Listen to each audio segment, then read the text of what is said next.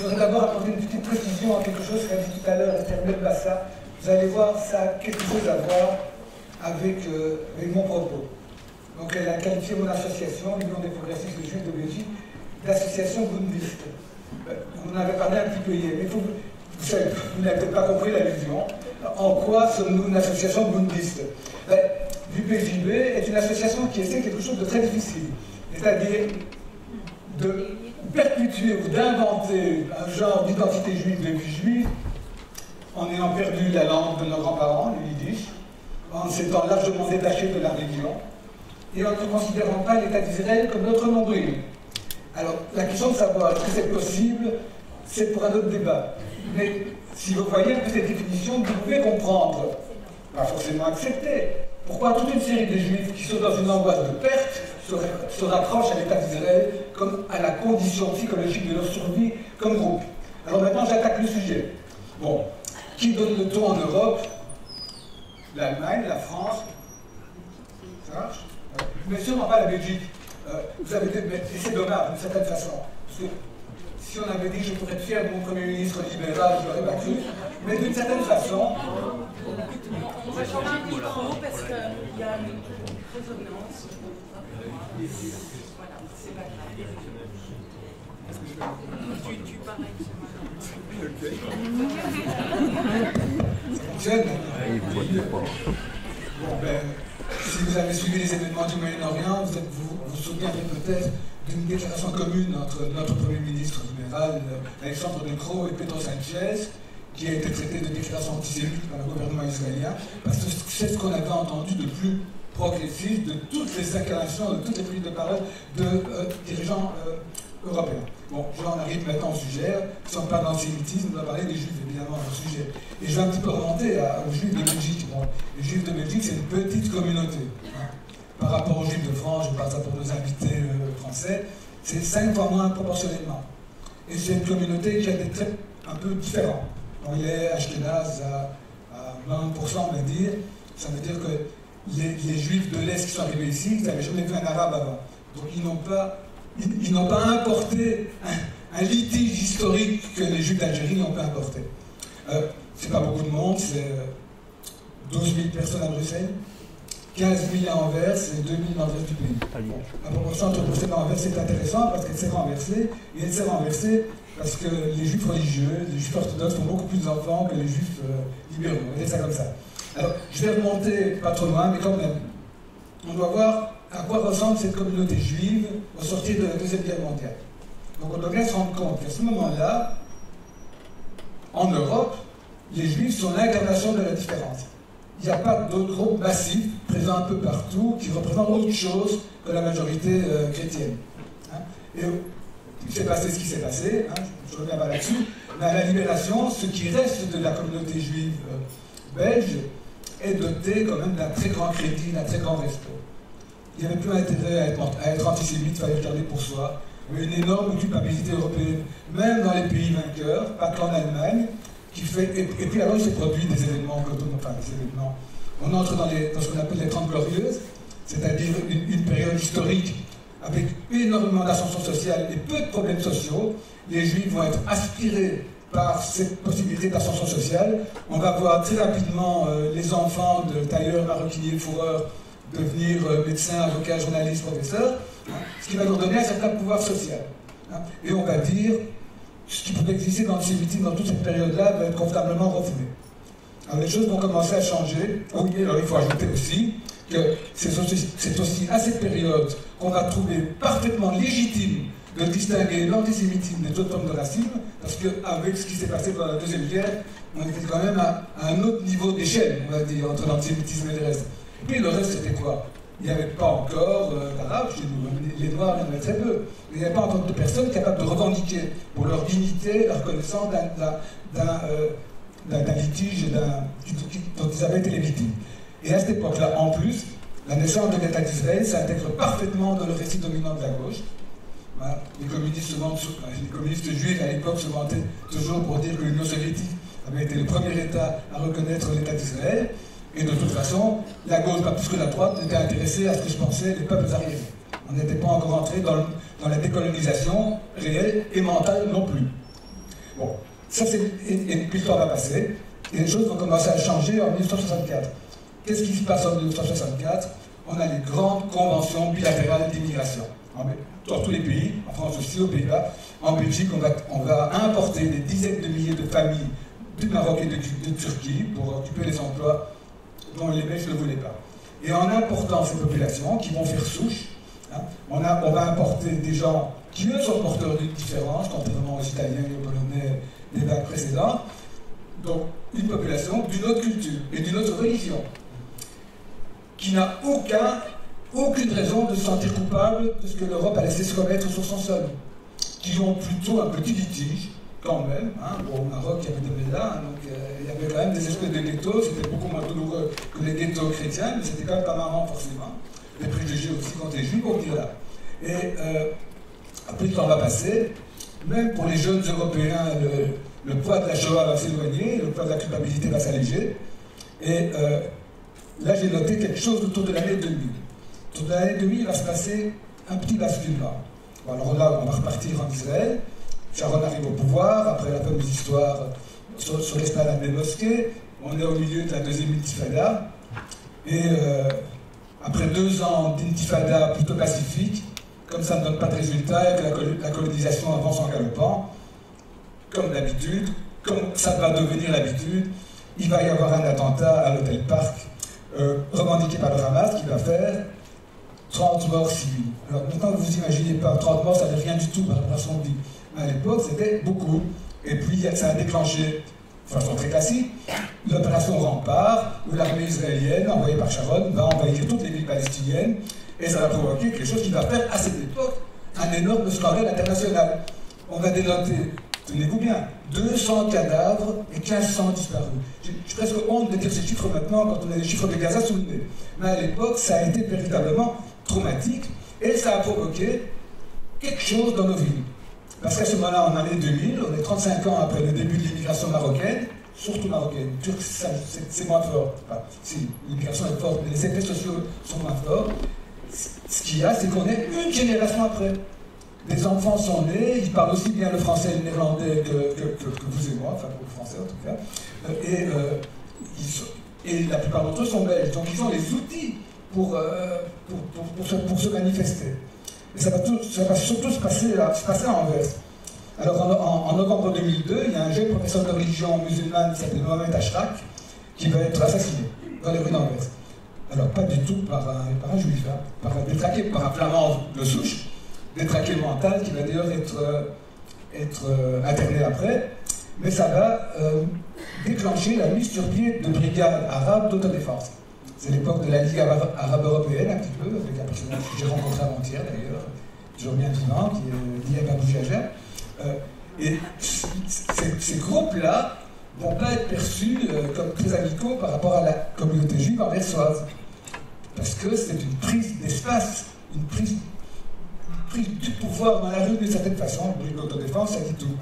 Et l'année d'après, il va y avoir une très forte augmentation c'est la première fois qu'on en parle. Une augmentation, un pic, on utilisait déjà l'expression, un pic de signalement et d'actes antisémites consécutifs aux événements de Cisjordanie. Ça va devenir un mantra plus tard, ça va se reproduire chaque fois. Et le point culminant de ce pic d'incidents antisémites, avec 9 agressions physiques, un jeune étudiant de yeshiva, d'école religieuse, va recevoir un coup de poignard dans le dos. Et ça, donc là, c'est vraiment de la violence autochtone. C'est pas comme les musées juifs, c'est quelqu'un qui vient d'ailleurs, etc. C'est chez nous. Hein, on ne sait pas qui c'est, mais tout le monde croit savoir qui c'est. Et je me souviens d'un hommage, peut-être c'est pas un hommage, mais une commémoration qui a eu lieu au même moment, enfin, juste après, au mémorial d'Anderlecht, le mémorial de la Shoah d'Anderlecht, c'est ça pour les Français, où sont sur les murs le nom de tous les déportés. La jeune ministre de la politique des villes, qui est Marie Arena, tient un discours et met en cause l'extrême droite dans ce crime. Et elle se fait chahuter par une partie juive de l'assistance qui ne s'exprime pas, mais j'entends ce qu'elle veut nous dire. Elle nous dit que ce n'est pas l'extrême droite, c'est les Arabes. Et de fait, à partir de ce moment-là, on va pouvoir commencer à réfléchir, ce qu'on a selon moi pas passé assez, pas fait suffisamment. C'est en fait, c'est quelque chose qui devient un truisme. On parle de plus en plus d'un nouvel antisémitisme. Et si vous regardez la courbe, vous avez une courbe comme ça, la courbe des actes antisémites, comme ça. Là, c'est une espèce d'antisémitisme de fond. Alors on pourrait dire c'est le vieux antisémitisme européen qui n'a jamais disparu, qui n'est pas près de disparaître, qui à toute occasion se manifeste. Et les pics, c'est chaque fois lié à ce qui se passe là-bas. Donc la motivation n'est pas la même si l'expression peut se retrouver, et même si à chaque pic, il y a des effets d'aubaine du vieux antisémitisme européen. C'est quelque chose auquel on a peu réfléchi, essentiellement dans la gauche antiraciste, parce que dire qu'il y aurait un nouvel antisémitisme corrélé à la situation là-bas, donc dire que ce sont surtout des gens qui se vivent en sympathie culturelle et politique avec la cause palestinienne qui les ont commis, c'est une certaine façon de dire que les victimes du racisme, quelque part, se défendent d'une façon pas correcte. Bon, et comme on est plutôt antiraciste, on préfère noyer le poisson devant des expressions un peu... Mais pour moi, ça me semble évident, je ne vais pas plus loin, parce que les conclusions à en tirer sont assez compliquées. Alors, en réaction à ce pic de violence antisémite 2004, il va y avoir une initiative assez originale, prise par les autorités fédérales belges. C'est la mise sur pied d'une... comment ça s'appelle encore? D'une... Ah ouais, j'ai pas de nom. Bref. Quelqu'un ne peut pas m'aider là, bref, d'une instance de coordination de lutte contre l'antisémitisme. Voilà, de cellule de veille antisémitisme, ça m'est revenu. Cellule de veille antisémitisme, qui est une instance où les autorités fédérales de l'État belge chargées de la sécurité se coordonnent avec la communauté juive pour entendre ses besoins et ses craintes. La communauté juive, c'est quoi à l'époque? C'est deux coupoles qui existent, la coupole francophone, un peu l'équivalent du CRIF, c'est le comité de concertation, de coordination des organisations juives de Belgique, et puis alors le forum des organisations flamandes d'Anvers, c'est parce que la Belgique se fédéralise, et le consistoire, qui est donc le responsable du temporel, du culte, institution napoléonienne, etc., etc. Alors, il se trouve que mon association à l'époque, on ne nous avait pas demandé d'y rentrer, et si on nous avait demandé, on aurait dit allez vous faire foutre. Parce que les questions de sécurité, à tort ou à raison, ça n'a jamais été notre obsession. Et donc on a dit faites votre truc, on n'y est pas, ça nous arrange bien. De toute façon, cette cellule de veille, elle va avoir une vie très erratique. Chaque nouveau gouvernement va mettre dans sa déclaration de politique générale le fait qu'on va la relancer. Alors on s'est réunis deux fois, et puis l'affaire a disparu. Puis on va avoir une vraie relance cette année, sur laquelle je reviendrai tout à l'heure. Parce qu'en attendant, la stratégie européenne s'est lancée. Alors la stratégie européenne, c'est une nouvelle stratégie pour un peu contrer l'effet très négatif de la colonisation qui continue. C'est très très bien que la colonisation n'est pas populaire, et donc on essaie de trouver un autre arsenal. Donc en 2016, il y a la définition de l'IHRA. En 2017, le Parlement européen, comme toutes les instances, la stratégie IHRA, c'est de faire voter le soutien à cette résolution dans toutes les assemblées existantes. Ce n'est pas surréaliste, puisqu'on va même demander à des communes bruxelloises de l'adopter 3 mois en fait. Voilà. Mais là, c'est le Parlement européen. Le Parlement européen vote sur cette définition par une majorité confortable, 479 voix sur 751, mais pas chez les Belges. Les Belges, c'est 13 sur 21 et votent contre les 3 Verts, les 4 socialistes, 2 MR sur 3, imaginez-vous. Et alors, intéressant, toute la NVA, qui est encore l'héritière d'une vieille sympathie flamande pour les causes minoritaires. Alors là, il va y avoir un basculement radical plus tard, à ce moment-là, c'est comme ça. Et puis on va continuer. Et Simone se souvient, on y a déjà fait sur tout à l'heure, que le même cinéma se déroule au Sénat, à la suite de la proposition d'un ancien ministre des Affaires étrangères libéral, Carole de Luc. Et le 14 décembre, la définition est votée. Mais pour vous dire à quel point cette discussion a été expédiée et à quel point ça n'a pas posé de problème, les gens ne se sont pas rendus compte de ce qu'ils votaient, c'est que ça a été voté de façon unanime. C'est quand même bizarre pour un enjeu politique maintenant. Et de façon purement expédiée, le président du Sénat, qui était Jacques Brocchi, du MR, s'arrangeant pour que ça aille à toute vitesse. Hein.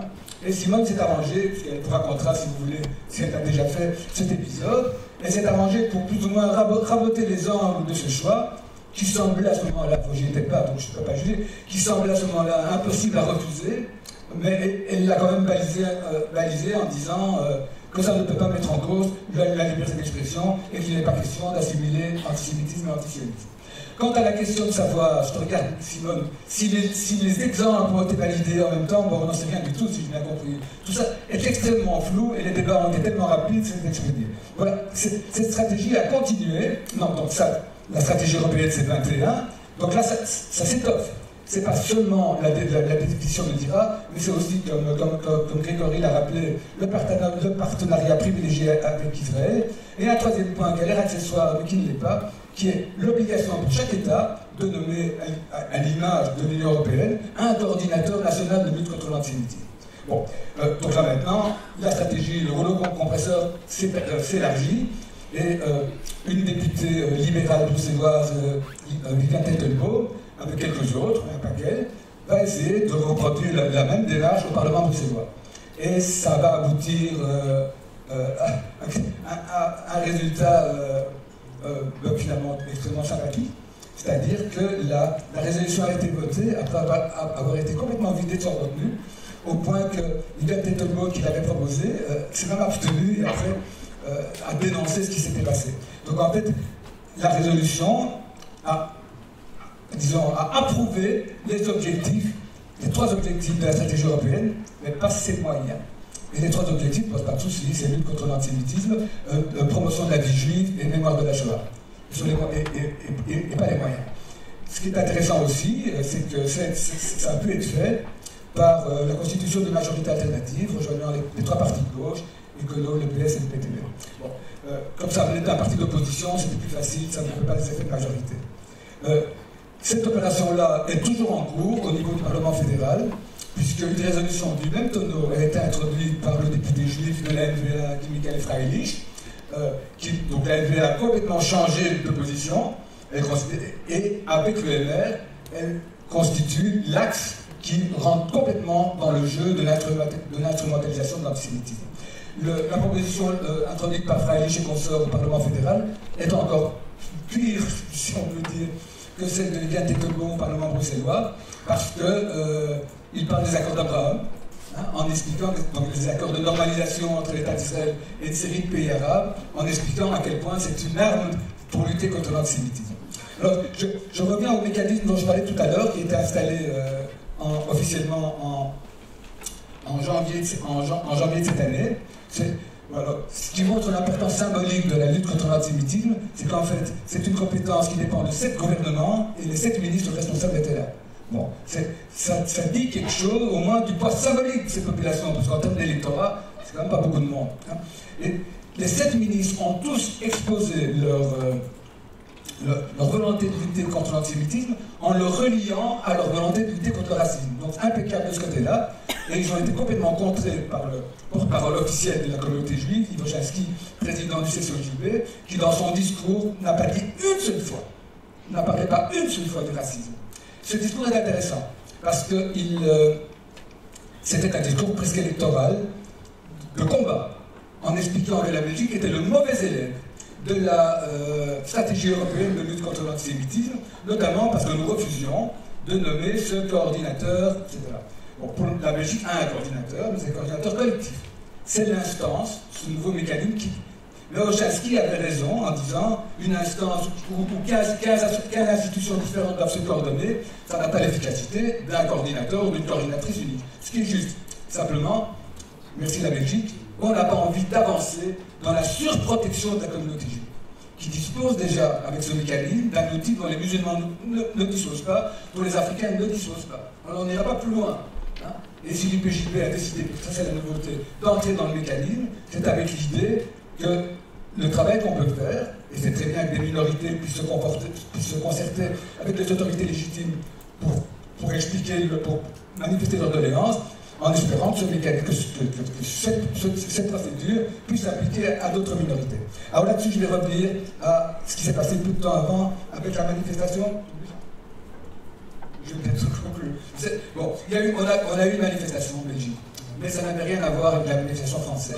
Bon, la Belgique est un petit pays, mais quand même par rapport à la manifestation massive qui s'est déroulée à Paris, 4000 personnes, dont 1000 personnes dans un cortège un peu alternatif, c'est franchement pas une grande réussite. Mais ce qui s'est passé, les propos qui ont été tenus, montrent un petit peu comment le leadership légitime de la communauté juive réagit face à un État qui ne marche pas comme Israël s'y fait. On a eu des propos quand même assez scandaleux. Le principal porte-parole de cette manifestation, lui-même président d'une toute petite structure qui s'appelle la Ligue belge contre l'antisémitisme, le monsieur qui s'appelle John Rubenfeld, a violemment attaqué les trois partis de gauche en les nommant, en disant qu'ils ne sont pas les bienvenus à la manifestation, Parti socialiste, Parti vert et gauche radicale. Parce qu'ils sont les courroies de transmission du nouvel antisémitisme. Et c'est quoi le nouvel antisémitisme? C'est l'antisémitisme des pics.